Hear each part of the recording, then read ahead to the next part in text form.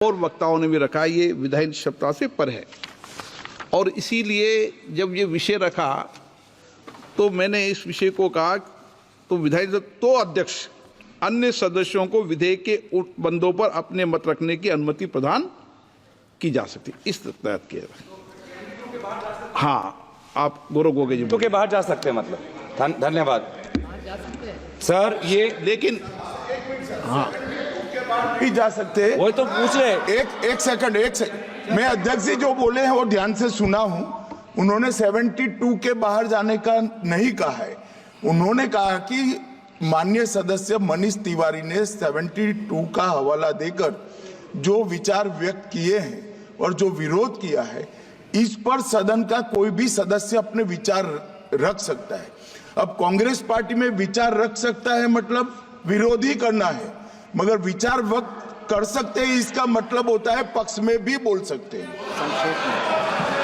नहीं, मैं संक्षेप में आदरणीय गृह मंत्री को मैं यही कहना चाहूंगा कि अगर कोई पार्टी इसका समर्थन करना भी चाहे तो भी वो समर्थन 72 पे ही रह सकता है, जनरल वो चर्चा में नहीं ला सकते। हाँ, समर्थन के लिए मैं सर ये दो जो कानून है, constitutional amendment 129 constitutional amendment act और the bill to further amend government of union territories act 63, national capital territories 91, Jammu Kashmir reorganisation act 2019, ये दोनों कानून संविधान और नागरिकों के वोट देने के जो उनकी संवैधानिक अधिकार है उस पर आक्रमण है और इसका हम पुरजोर विरोध करते हैं। विरोध का आधार ये है कि इस सबसे पहले 82(5) में चुनाव आयोग को जो यहाँ पे ताकत दी गई है कि चुनाव आयोग आज राष्ट्रपति को अपना एक निर्णय दे सकते हैं कि कब निर्वाचन हो सकता है। ये कभी भी इससे पहले चुनाव आयोग की ऐसी ताकत भारत के संविधान के निर्माताओं ने नहीं बनाया है। चुनाव आयोग की क्या सीमाएं हैं वो आर्टिकल 324 में है, जहां पर इलेक्शन कमीशन को बस कैसे सुपरवाइज करना चाहिए, कंट्रोल करना चाहिए, इलेक्शन रोल कैसे बनाना चाहिए, वहीं तक ही चुनाव आयोग की क्षमताओं का सीमा बनाया है। लेकिन इस संविधान ने चुनाव आयोग को असंवैधानिक गैर कानूनी ताकत दी है। राष्ट्रपति अगर कोई परामर्श लेते हैं तो सिर्फ काउंसिल ऑफ मिनिस्टर से परामर्श लेते हैं, वो कभी भी वो चुनाव आयोग से परामर्श नहीं लेते हैं। ये एक गैर संवैधानिक इन्होंने एक ढांचा बनाया है। राष्ट्रपति जी अगर काउंसिल ऑफ मिनिस्टर्स की एडवाइस लेते हैं 74 जो article 74 of constitution of India में है, या वो article 356 of constitution of India, वो सिर्फ गवर्नर के रिकमेंडेशन पे ले सकते हैं। 356 गवर्नर के रिकमेंडेशन पे या 74 के अनुसार काउंसिल ऑफ मिनिस्टर्स के रिकमेंडेशन में। ये पहली बार ये एक ऐसा कानून लाए हैं कि राष्ट्रपति अब चुनाव आयोग के भी रिकमेंडेशन पर एक निर्णय ले सकते हैं। ये पूरी तरीके से इसका विरोध करते हैं। चुनाव आयोग में किस प्रकार से कमिश्नर्स नियुक्त होते हैं, नहीं होते, सुप्रीम कोर्ट की भूमिका रहती है, हटाई जाती है, उस पर हम बाद में चर्चा करेंगे। दूसरी बात यह है कि संविधान के बेसिक स्ट्रक्चर में एग्जीक्यूटिव, लेजिस्लेटिव और जुडिशरी के बीच में संतुलन हो, उसका भी विवरण है। आज इस बिल के द्वारा आदरणीय राष्ट्रपति जी को ज्यादा शक्ति दिया गया है कि वो अपने सुपरिंटेंडेंट से एक नए 82A के द्वारा अब वो विधानसभाओं को भंग कर सकती है। ये एक्सेसिव पावर इस बिल में चुनाव आयोग को भी दिया गया है और राष्ट्रपति जी को भी दिया गया है। और यहाँ पे जो मुद्दा उठाया है कि चुनाव आयोग का ये जो खर्च है कम करना चाहते हैं, चुनाव आयोग के खुद उन्होंने कबूल किया है कि 2014 की चुनाव आयोग में कितना पैसा खर्च हुआ, लगभग 3700 करोड़। ये 3700 करोड़ के लिए ऐसा एक गैर संवैधानिक कानून ये लाए हैं, ये पूरी तरीके से ये तथ्य के खिलाफ है। हम दोबारा कहना चाहते हैं कि संविधान और एक नागरिक जो आर्टिकल 14 जो उसको वोट देने का अधिकार देते हैं, वो जब वोट देता है तो हमारे संविधान में लिखा है कि जो 5 ईयर टर्म है, जो 5 ईयर टर्म है आर्टिकल 83(2) में हाउस ऑफ पीपल को और आर्टिकल 172(1) में जो 5 ईयर टर्म है उसके साथ खिलवाड़ नहीं कर सकते।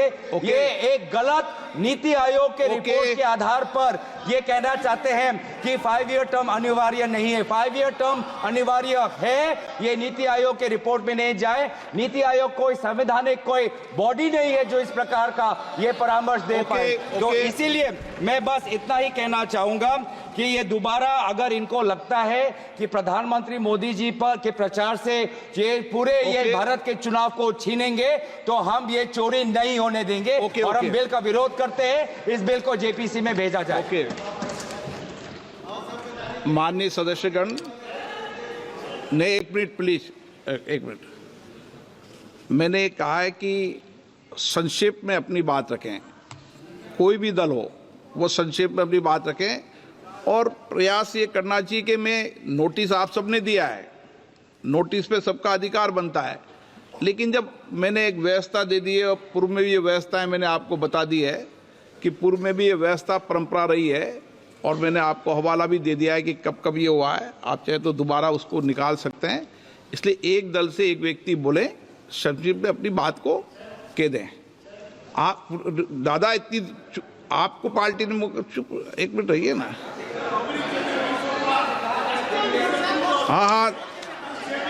हाँ, एक मिनट।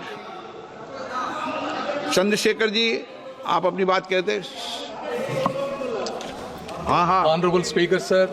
हाँ।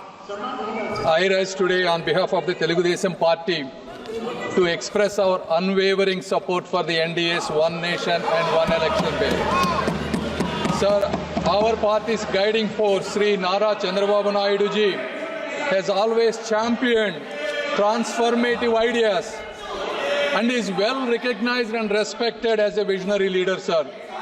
TDP is deeply committed to nation-building initiatives such as Vikasit Bharat 2047 and aims to align them with Vikasit Andhra 2047, reflecting the true spirit of cooperative federalism and a shared vision for progress and development.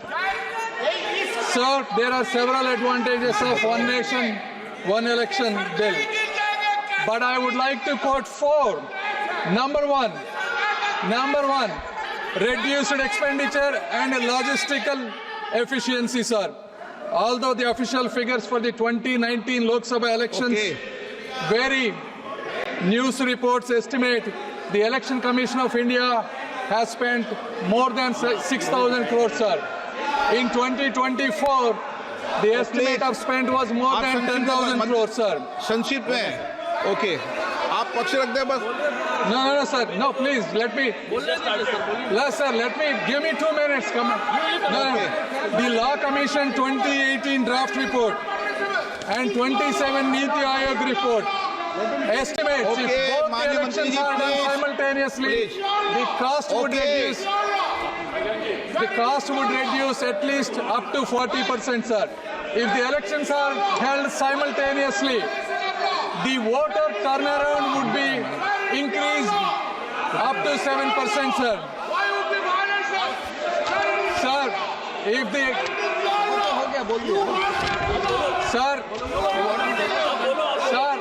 the total estimates of all the parties that spend on these elections is close to 1 lakh crores, sir.